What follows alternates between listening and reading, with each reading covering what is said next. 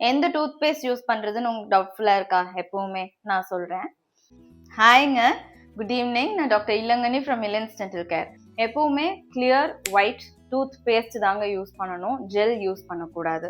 மார்க்கெட்டில் நிறைய red colour blue colour ஜெல்ஸ்லாம் அவைலபிளாக இருக்குது, அதெல்லாம் யூஸ் பண்ணாதீங்க.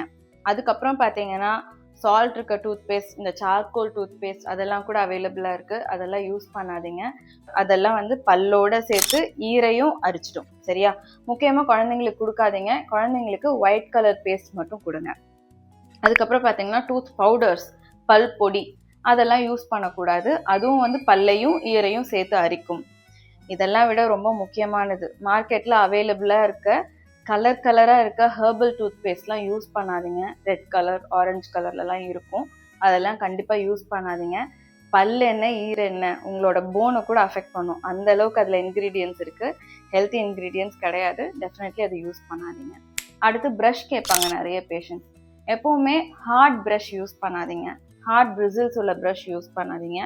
சாஃப்ட் பிரிசில்ஸ் உள்ள ப்ரஷ்க்கு போங்க. ஓகேவா? உங்கள் டூத்தை சேவ் பண்ணிக்கோங்க. ஓகே, டேக் கேர், பாய்.